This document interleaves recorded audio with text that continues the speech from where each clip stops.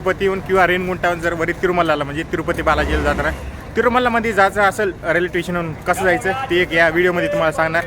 आता मी रेणगुंटा स्टेशनच्या बाहेर आहे आणि तुम्हाला दाखवतो की बसनं कसं जायचं। खूप साऱ्या गाड्या पण थांबल्यात, जर तुम्ही ग्रुप करून येत असला तर ग्रुपनं बी जाऊ शकता। आता सध्या तरी मी एकटा आहे त्यामुळं गाडीनं जाणार आहे, जी की बस आहे IRCTC आपलं इथलीच, जशी महाराष्ट्राची असते ना PMP मंडळ महामंडळ तशीच आहे। या बसमध्ये बसायचं आपल्याला आणि ही आपल्याला तिरुमलाला घेऊन जाणार वरी।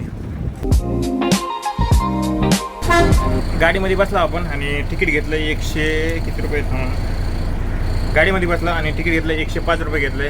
रेणगुंट्याहून डायरेक्ट तिरुमला जाण्यासाठी सप्तगिरी एक्सप्रेस आहे, जी की तुम्हाला रेल्वे स्टेशनच्या बाहेर भेटेल। रेणगुंटा असो किंवा तिरुपतीच्या बाहेर एकदा बस दाखवतो तुम्हाला। मग सुरुवातीला दाखवली ते इथं मध्ये दिसायला आली अशा प्रकारची लाल कलरची आणि पांढऱ्या कलरची ही आहे सप्तगिरी एक्सप्रेस। आणि जर तुम्ही तिकीट काढलं नसलं तरी चालतं, डायरेक्ट तिकीट बसमध्ये येऊन बसायचं आणि त्याच्यानंतर जेव्हा तुम्ही वरी जाता तिरुमला जाण्याच्या अगोदर एक चेकिंग होत्या, म्हणजे सगळ्यांची चेकिंग होते, सिक्युरिटी चेकिंग।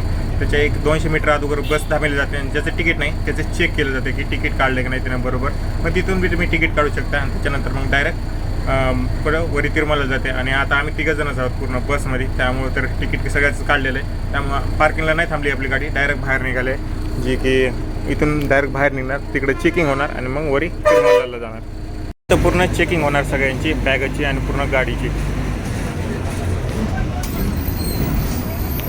लागले पूर्ण गाडीची चेकिंग, इकडल्या सगळ्या बसा थांबल्यात आणि इकडल्या साईडला पूर्ण कारी थांबल्यात, तर सगळ्यांची चेकिंग होते।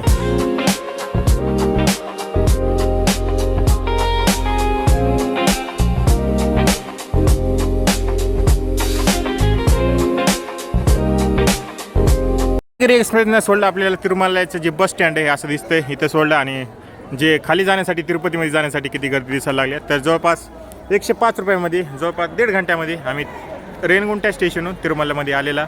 बस एवढं सांगायचं होतं, बाकी भेटूया पुढल्या व्हिडिओमध्ये। एकदम सोपं आहे, काही जास्त आणि उलटी जर तुम्हाला येत असलं तर सुपारी घेऊन ये आणि जेवण करायचं टाळा वरी येण्याच्या अगोदर, नाही तर तुम्हाला उलट्या होणार 100%।